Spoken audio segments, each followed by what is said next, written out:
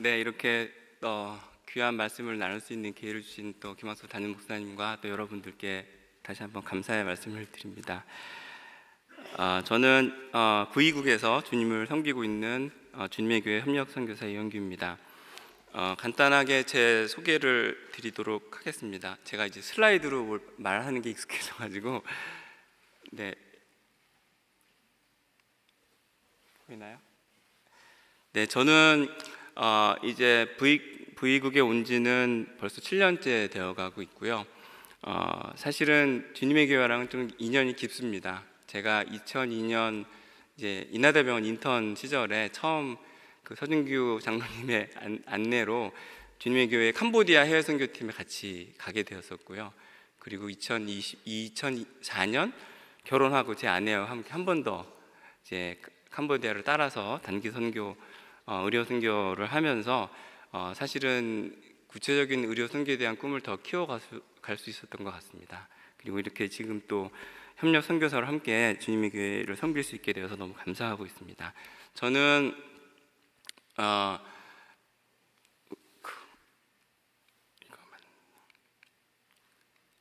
안 넘어가는데요. 됐습니다.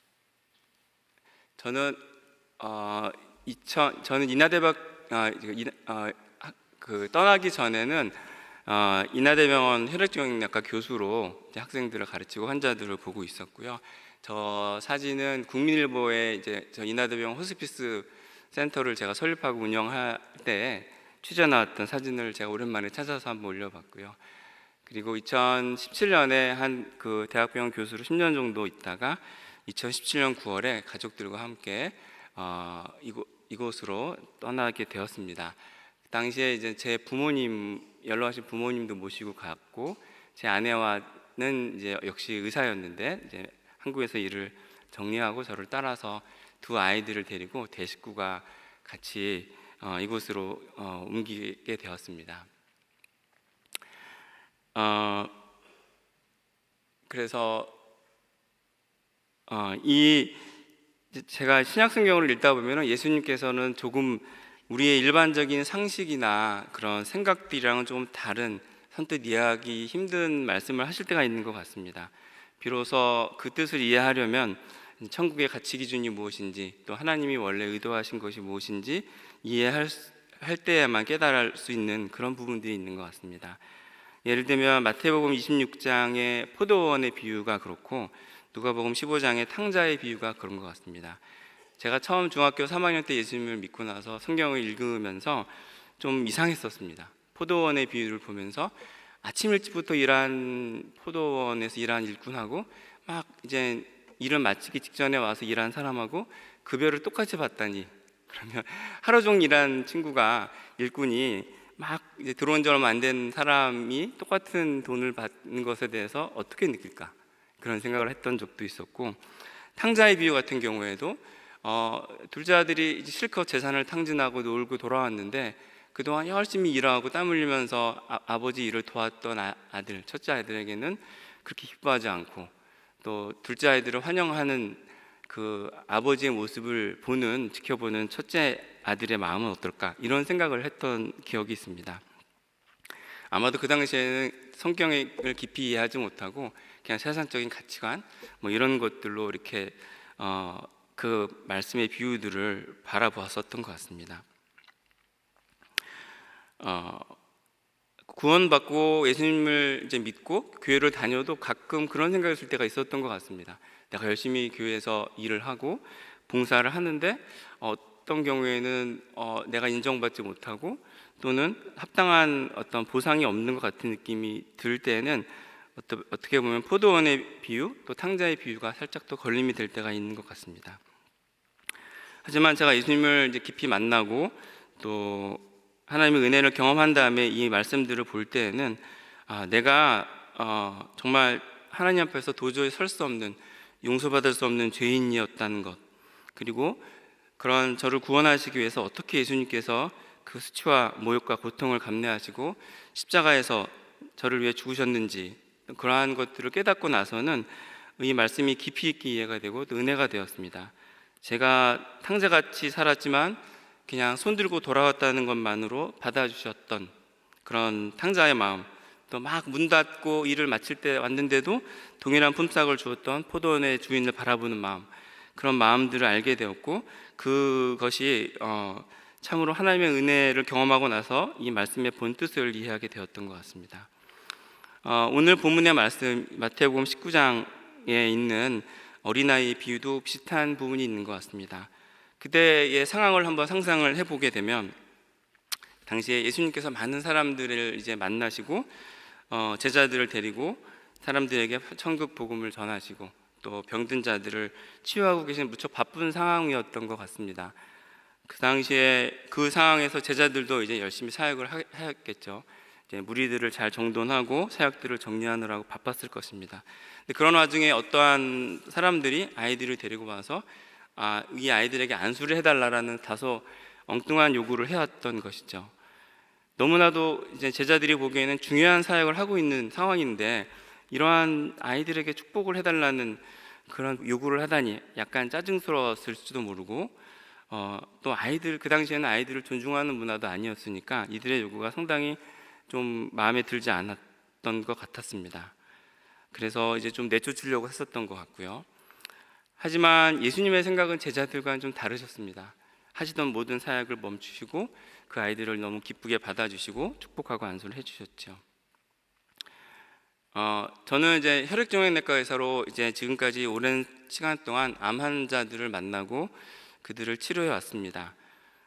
그들 중에는 이제 막 진단을 받고 제가 열심히 항암 치료하거나 치료법을 제시하게 되면 완치가 가능한 분들은 저에겐 정말 기쁨이 되거든요. 그래서 신나게 그런 분들을 이제 치료합니다. 어떤 경우에는 이제 드문 병을 진단을 받고 이 병원 저 병원을 전전하다가 저한테 오시면 제가 다행히도 어려운 병을 진단하고 또 좋은 치료법까지 이제 드리게 되면은 저도 기쁨이 있고 또 학문적인 성취감도 느끼게 됩니다. 또 어떤 경우에는 너무 이제 어린 나이에 암을 겪은 친구들을 이제 치료할 때는 마음이 너무 아프죠. 제 아이들을 보는 것 같고, 그런 경우에는 평소보다 더 많이 이제 노력을 기울여서 치료해 왔던 것 같습니다. 근데 사실은 이제 병원에서 환자를 보다 보면 대부분 암이라는 자체가 이렇게 나이가 많은 경우에 드는 병이기도 하고, 그래서 환자분들을 이제 대하고 여러 가지 치료들을 하다 보면 결국에는 더 이상 이제 암을 호전시킬 만한 치료가 없는 상황이 오게 됩니다. 요즘에는 이제 인식들이 많이 바뀌었고 우리나라도 뭐 완화의료, 호스피스 이러한 것들을 많이 알고 계시지만 예전에는 이제 그런 분들한테 더 이상 해줄 게 없습니다. 이제 집에 가시죠. 이런 말씀을 하기도 하고, 그런 분들을 이제 끌고 치료하는 과정도 쉽지 않거든요. 뭘 해도 잘 호전되는 것 같지 않고 결국에는 이제 몇 달 뒤에 돌아가시게 될 것 같으니까 의사 입장에서도 마음이 좀 힘들기도 하고 이렇게 힘이 잘 안 나는 경우도 많이 있는 것 같습니다. 아마 이런 분들이 제가 일하고 있는 그런 암 치료 분야에서는 오늘 말씀에 나왔던 그런 작은 자와 같은 존재들이 아닌가, 그런 분들이 아닌가 생각을 하게 됩니다. 제가 이제 선교지로 가기 전에 몇 년 동안 인하대병원에서 호스피스 완화의료 병동을 만들고 운영해 왔었는데, 제가 그런 것을 하게 된 이유도 이러한 분들에 대한 어떤 죄송함 또는 부채감 때문에 그랬는지도 모르겠습니다. 제가 있는 나라의 의료 상황은 한국에 비하면 여러모로 열악한 부분이 많이 있습니다. 뭐 당연히 경제적인 수준이 떨어지기 때문에 의료 시스템도 잘 발달하지 못했고, 그래서 대부분의 환자분들은 이제 아주 가격이 싼, 치료비가 싼 공공병원에서 치료를 받게 됩니다. 하지만 거기는 너무 사람이 많아서 항상 환자들이 붐비고, 뭐 의사 한 명이 한 100명 정도의 환자를 치료하기도 하고요. 그다음에 뭐 어떤 경우에는 침대 하나에 한 서너 명이 환자가 배정이 되는 경우도 있습니다. 그러면 6시간마다 돌아가면서 한 사람이 침대 위에서 자고 나머지 3사람은 복도에서 자고 이런 치료를 받는 경우도 있습니다. 그래서 이제 암 환자들 그렇게 치료를 받으면서 이제 몇 번 치료하다가 호전이 없거나 상태가 너무 안 좋게 되는 분들은 대부분 그런 병원에서 쫓겨나듯이 집에 보내게 됩니다. 이제 가시라고. 이제 그런 분들은 이제 집에 가시게 되면은 마땅히 치료를 받을 수 있는 길이 없는 거죠. 물론 뭐 완치는 될 수 없지만 여러 가지 암으로 인한 통증이나 증상들이 있는데 전혀 케어를 받을 수가 없고, 이제 가족들은 그 환자들을 다 끌어안고 끙끙끙끙 앓면서 마지막 힘든 시간들을 보내게 되는 게 현재로 제가 있는 곳의 실정입니다. 정말 지극히 작은 자 중에 작은 자인 셈입니다. 몇 년 전에 이런 환자가 있었습니다. 15살 된 남자아이인데 안타깝게도 골육종이 폐로 전이된 경우였어요. 근데 그 아이는 저쪽 산지의 그 소수민족이었고 경제적으로 넉넉하지 않아서 힘든 치료를 받을 과정들을 겪었습니다. 근데 18살짜리 누나가 있었는데, 누나가 그 산지에서 산을 타고 내려와서 도시까지 가서 열심히 치료를 하려고 했죠. 근데 이미 병이 많이 진행되어서 얼마간 치료받다가 거의 비슷하게 내쫓기듯이 이제 다시 병원을 퇴원하게 되었고, 이제 동생을 데리고 다시 산골에 있는 집으로 가게 되었습니다. 근데 환자가 이제 골육종이 뼈가 전이가 되면 아주 극심한 통증이 있거든요. 그래서 폐에 전이고 있어 숨이 너무 차고, 그래서 18살짜리 누나는 15살짜리 남동생의 그런 모습을 보는 게 너무 고통스러웠어요. 그래서 어떻게든 진통제, 마약성 진통제든 뭐든 타려고 했는데 이제 병원에 데려갈 수가 없고, 또 병원에서는 그런 마약성 진통제를 잘 처방해주지 않았기 때문에 하루하루 고통스러운 그 동생의 모습을 보게 되었습니다. 그래서 고심 끝에 마약성 진통제가 없으면 마약이라도 사야겠다 해서 그런 블랙마켓 들어가서 집안에 있는 가산들을 막 털어서 마약을 사서 그 동생한테 주사를 놔주게 되었죠. 그래서 아이가 좀 좋아지다가 결국에 갑자기 근데 경찰이 집으로 들이닥쳤습니다. 마약을 샀다. 그래서 그 18살짜리 누나는 결국 재판에 넘겨져서 3년형을 살게 되었습니다. 그리고 감옥에 가게 되고, 감옥에 가는 동안 그 동생은 이제 죽게 되었죠. 그런 슬픈 일들이 벌어지고 있는 것이 이곳의 상황이었습니다. 한국에서 호스피스 병동에서 이런 환자들을 돌보았던 저는 이런 저의 경험들이 이곳에 왔을 때 어떻게 쓰임을 받을지 처음에는 전혀 예상을 할 수가 없었습니다. 그래서 지금도 그렇지만 대학생 선교 사역을 주로 하고 있고, 또 베트남의 의료인 선교회 사역을 도와가고 있습니다. 그런데 호스피스에 대해서는 이제 기도만 하고 어떻게 해야 될지 이제 준비만 하고 있었는데, 이제 그러던 중에 하나님의 인도하심으로 주님의 교회의 그 의료 선교팀이 이제 베트남에 오게 될 때가 있었고, 저에게 통역을 의뢰하셔서 제가 교제하고 있는 친구들을 데리고 가서 같이 사역을 도왔던 일을 계기로 해서 그 주님의 교회 몇 분들의 그런 헌신과 도전을 힘입어서 이제 비로소 이제 호스피스 사역을 시작할 수 있게 되었고, 함께 알고 교제해왔던 그 현지의 의사 간호사 몇 친구들을 데리고 함께 기도하고 준비하면서 이들을 국립암센터의 호스피스 전문가 교육과정에 공부를 시키고 수료를 하게 하고, 또 샘물 호스피스로 보내서 한 달 동안 한국에서 연수를 받고 오게 한 다음에 2022년에 이제 그 시내에 작은 사무실을 마련해서 방문형 호스피스를 시작할 수 있게 되었습니다. 그래서 벌써 2년째가 되어가고 있는데 이름을 이제 스프링 호스피스라는 이름으로 지었고요.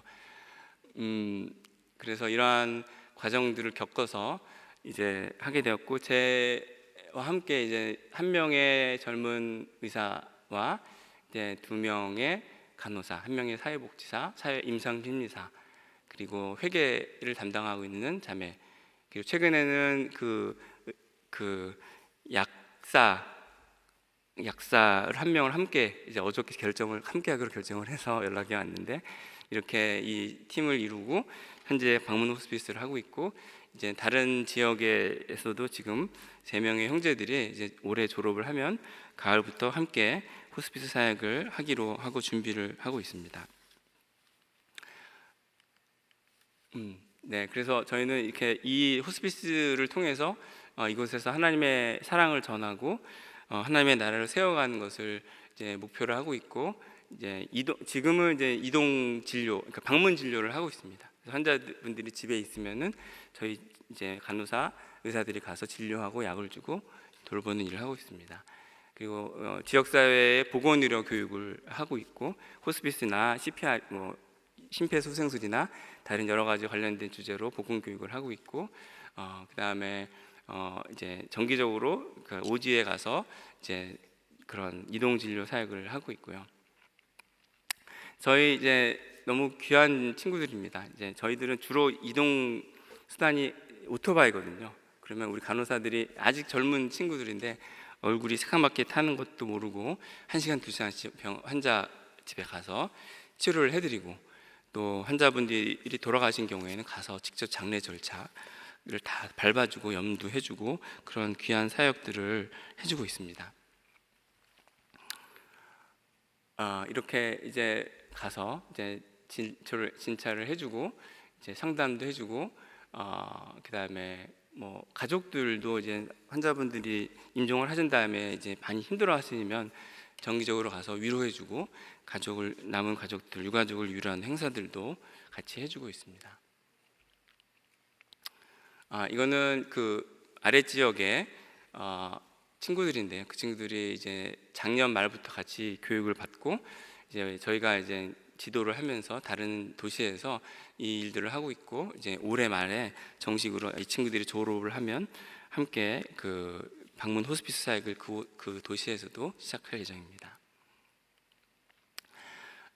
이 사진은 작년 9월에 1주년 저희 1주년 기념 행사를 저희 팀원들과 이렇게 같이 후원해 주시는 분들과 함께 가졌던 사진이고요. 그래서 지금까지 한 160명 정도의 환자분들을 돌보고 있고요. 한 1000번이 넘는 방문을 현재까지 진행을 하고 있습니다. 이 사진은 옆에 계신 한 분인데 40대 초반의 여자분이신데 독신이십니다. 근데 30대 중반에 유방암을 앓고 수술을 했는데 재발을 해서 척추까지 전이가 돼서 이제 거동을 못하고 있던 환자분이었고, 이제 부모님이 안 계시고 동생 집에 이제 얹혀서 살면서 상당히 좀 제대로 이제 돌봄을 받지 못해서 늘 이제 신죽만 먹고, 변도 제대로 본인이 이제 민폐가 되니까 보질 않아서, 또는 척추 전이가 있었기 때문에 여러 가지 이유로 변을 보지 못해서 항상 변비로 고생하던 그런 자매였는데요. 저희 팀을 만나게 되고 이제 케어를 받으면서 상당히 행복해졌습니다. 살도 많이 찌고, 그리고 예수님을 떠났었거든요, 젊었을 때. 근데 저희들 통해서 예수님을 다시 이제 만나고 교회를 다니게 됐고요. 이 자매의 마지막 소원이 자기가 재즈 카페에서 색소폰 연주를 듣는 게 소원이었거든요. 그래서 저희 팀이 열심히 공지를 해서 이날의 유명한 색소폰 연주자 분들이 흔쾌히 도움을 받아들여져서 작은 카페를 빌려서 이 환자분을 위한 그 색소폰 연주회를 열었던 사진인데요. 그러고서 이제 곧 돌아가실 것 같았는데 한 10개월 정도 저희와 함께 돌봄을 받으시면서 주님을 만나고 회복하시는 시간들을 보내시고 임종을 하시게 되었던 저희 두 번째 환자분이셨습니다. 이 환자분, 이 할머님은 이제 폐암 환자분이셨는데 예수님을 믿는 분이셨고요. 근데 남편은 예수님을 믿지 않으셨어요. 두 분 사이는 아주 좋으셨는데 젊었을 때 너무 가난하셔가지고 결혼식을 하지를 못하고 그냥 사시고 아이를 낳고 지내셨는데, 이제 그 환자분이 폐암에 걸리시면서 임종을 하시게 됐죠. 그래서 이분의 소원은 마지막으로 결혼식을 하는 것이 소원이었어요. 그래서 저희가 결혼식을 해드렸습니다. 그래서 그 부인께서 다니시는 교회를 빌려서 웨딩 드레스도 빌려가지고 이제 이렇게 멋진 옷을 입고 사진을 찍고 이제 되었죠. 그 다음에 저 남편분은 이러한 도움을 계기로 해서 다시 예수님을 믿게 되고 교회를 다니시게 되었습니다. 그래서 교회를 몇 번 다니시고 한두 개월 같이 교회를 다니시다가 이 환자분은 또 주님의 부르심을 받게 되었습니다. 여기에는 이제 김혜연 그 집사님 부부가 지난번에 방문하셨는데, 이 환자분은 여자분이신데 이제 유방암 환자분이십니다. 유방암 이미 뼈 전이가 되어 있고 이쪽에 이제 덩어리가 계속 이제 괴사되고 있어서 저희가 정기적으로 드레싱을 해드리고 있는데, 남편분은 그 알코올 중독자시고 돈을 거의 못 버시고 부인 혼자서 아이 셋을 낳고 키우면서 암에 걸리셔서 지금 일도 못 하고 이제 어려운 상황에 있는 상황이셨죠. 집에 가면은 이제 누가 무료로 빌려준 집에 계시는데, 집에 세간살이가 요만한 냉장고 말고는, 작은 냉장고 말고는 책상도 없고 옷장도 없어요. 그런 데서 그냥 살고 있는데, 아이들은 너무 예쁘고 밝습니다. 근데 아이들이 이제 엄마가 아프면서 학비를 댈 수가 없어서 학교를 다니지 못하게 된 상황이었는데, 저한테 연결이 돼서 이제 아이들, 뭐 큰 액수는 아니지만 아이들이 계속 학교를 다닐 수 있게끔 도와주고 있습니다. 근데 걱정은 이제 이 엄마가 곧 한 5개월 이상 못 사실 것 같은데, 이렇게 돌아가시게 되면 남은 아버지는 이제 기능이 없으시고 아이 셋을 어떻게 키울까, 이런 것도 되게 고민이 되는데, 일단은 저희가 어떻게든 돕고 있고, 또 주님에게 몇 분들도 도움의 손길을 보내주고 계셔서 일단 아이들은 학교를 다니고 있습니다. 이렇게 저희들은 이런 사역을 지금 진행하고 있습니다. 그리고 또 저희가 이제 다른 지역에 네트워크가 있어서 다른 지역의 다른 도시의 교회와 연결이 되어서 거기서도 이제 암 환자들에 대한 마음이 있는데 어떻게 도울 줄 모르는 분들이 많이 계셔서 그분들을 대상으로 교육을 하고, 이제 어떤 식으로든 그쪽에서 여러 암 환자들을 도울 수 있는 방법들을 찾도록 저희가 여러모로 방법들을 함께 고민하고 찾아보고 있습니다. 그리고 이 아주 귀한 친구들 3명은 그 남쪽 지역의 큰 도시에 있는 이제 졸업을 앞둔 친구들인데요. CCC에서 만나게 된 크리스찬 친구들이고, 작년부터 교육을 받고 열심히 환자분들을 이제 주말마다 또는 방과 후에 치료하고 있고요. 올해 졸업하면 저희가 동일한 과정으로 훈련을 시켜서 그 도시에도 방문형 호스피스를 시작할 것을 꿈을 꾸고 있습니다. 그래서 뭐 저희 사역을 하면서 저는 이제 사역도 중요하지만 저희 팀들이 너무 소중합니다. 이곳은 이제 기독교인이 1% 미만이거든요. 복음화율이 1% 미만이고, 예수님을 믿는다는 것이 상당히 이제 공산주의 사회의 교육 때문에 되게 부끄러운 일처럼 되어 있고, 되게 드문 아주 희귀한 종교를 믿는 것 같은 느낌이고요. 주로 이 소수민족 못 사는 지역에서 복음이 처음 전파되었기 때문에 그 일반 사람들의 인식으로는 정말 가난하고 이상한 사람들이 믿는 종교다, 이렇게 생각되어지고 있거든요. 그래서 이 나라가 막 젊은 사람들도 많고 경제적으로 발전하고 있는데도 점처럼 복음의 문이 열리지가 않고 있습니다. 근데 저희와 함께하는 친구들은 이제 20대 초반 30대 친구들인데, 그러한 이런 편견과 어려움을 무릅쓰고 예수님을 믿게 되는 거죠. 그리고 예수님을 믿으면 가족 안에서도 배척을 당하는 경우도 많이 있습니다. 항상 집안에 사당이 있어서 아침마다 절하고 가기도 하고, 식당이나 가게에 항상 그 제단들이 있거든요.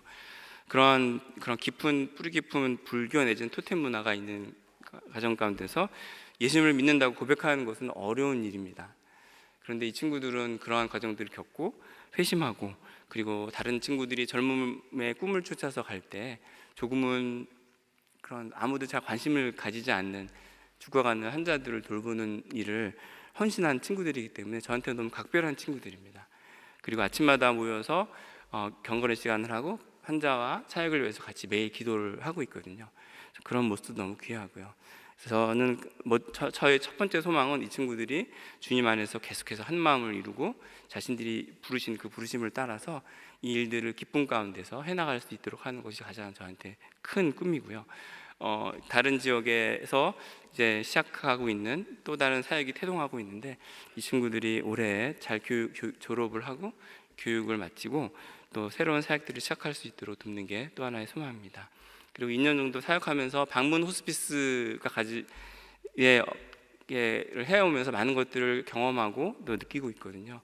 그 과정을 통해서 환자분들이 상당한 위로와 힘을 받고 가족들이 또 주님을 믿는 주님께 돌아오기도 하고, 또 여러 가지 과정들을 보면서 이 과정들이 이 복음에 닫혀진 이 사회의 문을 열고 예수님을 정말 하나님의 사랑의 그 메시지를 우리 사역의 그런 활동들을 통해서 이제 인식하고, 그래서 결국에는 이 사회가 그런 예수님에 대해서 복음에 대해서 문이 열리게 되는 것이 또 하나의 소망인데요. 그런 이들을 이제 방문 호스피스를 통해 세워왔고, 이제는 입원시켜서 이제 갈 곳이 없는 환자들 또는 집에 거하기 어려운 환자분들을 모셔서 이제 케어하는 입원형 호스피스를 이제 해야 될 시점이라고 생각이 들고, 그것에 대해서 필요한 또 인력들과 재원들을 하나님께서 공급해 주시기를 더 평안한 가운데 기도하면서 준비하고 있습니다. 네, 그래서 예수님께서는 그 당시에 제자들조차도 귀찮아하고 하찮게 여겼던 아이들을 소중하게 여기셨습니다. 아마도 그 한 생명을 천하보다 귀하게 여기시는 예수님, 그리고 잃어버린 한 마리의 양을 끝까지 찾으시는 그런 예수님의 마음을 볼 때 이 아이들 하나하나가 너무 소중하셨을 것이고, 그들을 안아주고 축복해 주신 일이 그 순간에 다른 어떠한 것들보다 더 중요한 일이셨던 것으로 생각이 됩니다. 마치 의료 시스템에서도 이렇게 소외받는 의료진에게도 소외받고 또는 사회의 관심으로부터도 소외받는 이런 말기암 환자들, 또 고통받는 그 가족들을 돌보는 일들은 어떻게 보면 그런 여기 본문의 말씀처럼 작은 자 같은 느낌입니다. 때로는 심지어는 교회와 선교 사역에서도 호스피스는 또 잘 주목받지 못하는 부분도 있는 것 같습니다. 하지만 이러한 작은 자들을 돌보는 일들은 결코 작은 일은 아니라고 생각이 듭니다. 또 하나님께서 이들을 사랑하시고 이들을 구원하기를 원하신 것은 또 분명하고, 또 이 사역들을 통해서 하나님께서 정말 은혜가 무엇인지, 우리가 어떤 행위로 구원을 받고 살아서 무슨 일을 해서 살아있는 동안 어떤 일을 하는 것보다 바로 죽기 전에 예수님을 만나는 일 하나만으로도 충분히 우리가 감사하고, 그것이 우리의 삶을 바꿔놓는 일이라는 것들을 경험하는 것이 호스피스의 또 중요한 부분인데, 그러한 것들을 통해서 진정한 하나님의 은혜가 무엇인지를 또 경험할 수 있는 것 같습니다. 그리고 이러한 과정들을 통해서 아까 말씀드린 것처럼 이 나라의 마음의 문들이 열리고, 이 십자가의 구원과 능력이 하나님의 사랑의 사역들을 통해서 나라들의 이 백성들에게 이루어져서 1억 명의 잃어버린 영혼들이 주님께 돌아오는 일들이 일어나기를 소망합니다. 그리고 이곳에서도 하나님의 견고하고 아름다운 나라가 또 더 커지고 확장되어지고 세워져 갈 것을 또 간절하게 소망하게 됩니다. 네, 오늘 제가 이렇게 깊은 말씀을 나누거나 하지는 못하고 그냥 선교 현장 이야기를 나누어 드리게 된 것 같습니다. 제가 그 선교지에 있으면서 상당히 많이 외롭습니다. 생각보다. 그 한국에 있을 때는 열심히 교회 봉사도 하고 학생들에게 복음을 전하고 그러면서 이렇게 되게 바쁘게 지내면서 외롭지 않았거든요. 근데 선교지에 갔더니 저를 돌봐주는 사람이 없더라고요. 그리고 교회 제가 이제 누군가를 섬기면서 체험을 받는 그런 삶을 살았는데, 막상 사역을 하려고 해도 쉽지 않은 상황이고, 또 이제 이곳은 이제 복음을 전하면 외국인이 복음을 전하게 되면은 쫓겨나게 되거든요. 그래서 어떻게든 간접적인 방법으로 복음을 전하는 그런 것을 모색하고 있는데, 그러다 보니까 교재도 많이 부족하고, 그래서 저한테는 초반에 몇 년이 외로움과의 싸움이었는데 주님의 교회에 오면서 저는 마치 엄마 품에 온 듯한 느낌이 들었습니다. 제가 돌봄을 받고 있고 저를 위해서 기도해 주시고 계시고, 또 저의 사역과 제가 돌보는 영혼들을 위해서 기도해 주시는 분들이 계시다는 것이 저한테 너무 큰 위로가 되고요. 오늘 이렇게 이 교회에 오면서 또 회선님 분들 또 저를 위해서 기도해 주시고 또 하시는 과정들을 통해서도 저는 너무 평안함과 기쁨을 누릴 수 있어서 너무 감사드리고, 이렇게 저희 사역을 나누고 함께 기도 부탁을 드리게 되는 것도 저한테 너무 소중하고 감사한 또 기회가 된 것 같습니다. 이렇게 두서없이 말씀을 또 저희 삶을 나눌 수 있도록 기회를 주신 또 주님께 감사를 드리고, 또 함께 계속해서 저희들 사역을 기억해 주시고 기도해 주시고, 우리 팀원들, 그리고 우리 팀원들이 만나는 그런 영혼들, 그리고 결국 궁극적으로는 하나님을 모르는 그 나라 수많은 사람들에게 그 주님의 복음이 전해질 수 있도록 다 같이 기억해 주시고 기도해 주시기를 부탁을 드리겠습니다. 감사드립니다. 함께 기도하겠습니다. 하나님, 정말 주님께서 저희들을 사랑하시고 저희들 하나하나를 구원해 주시기 위해서 저희들을 부르시고 또 주님의 십자가에 못 박혀 죽으시고 부활하신 그 사랑과 구원의 능력으로 저희 한 영혼들을 돌보고 계심을 인하여 감사를 드립니다. 그러나 하나님, 이 세상에는 아직도 주님의 이름을 한 번도 들어보지 못하고 죽어가는 사람들이 너무너무 많이 있습니다. 그리고 그들에게 누군가가 나아가서 그들을 위해서 예수님의 복음을 전해야 되는데 그렇게 그들에게 나아가야 될 사람들이 너무나도 부족하고 적은 것을 보게 됩니다. 그리고 실제로 그곳에 나아가도 여러 가지 사탄의 악한 세상의 구조들이 주님의 복음의 선포를 막고 사람들의 마음을 강팍하게 하고 있는 것들을 발견하게 됩니다. 하나님, 주님께서 그러나 그 가운데서 주님께서 사람들을 부르시고 그 가운데서 주님께서 역사하시고 그들을 향해서 나아가고 계심을 보고 주님께 감사를 드립니다. 이곳 부이국에서도 주님, 잃어버린 주님의 1억 명이 넘는 영혼들이 있습니다. 그리고 주님께서 그들을 향하여서 여전히 그들을 사랑하시고 그들을 위해서 대신하여 복음을 전할 사람들을 부르고 계시고 함께 기도하며 기도로 후원하고 또 그곳에 닫혀져 있는 문을 열기 위해서 또 주님의 사람들의 기도와 또 헌신들을 부르시고 계심을 저희가 보게 됩니다. 하나님, 저희들의 소망과 저희들의 기도와 저희들의 헌신을 주님께서 귀하게 여겨주시고 이 나라에 주님의 나라와 주님의 나라가 견고하게 세워지고 주님의 복음을 듣고 주님께 돌아오는 귀한 영혼들이 더 많이 생겨날 수 있도록 저희들을 축복하여 주시고 저희들의 사역을 이용하여 주시고 또 저희들을 통해서 역사하여 주시기를 간절히 기도드립니다. 모든 말씀 우리 주 예수 그리스도 이름으로 기도합니다. 아멘.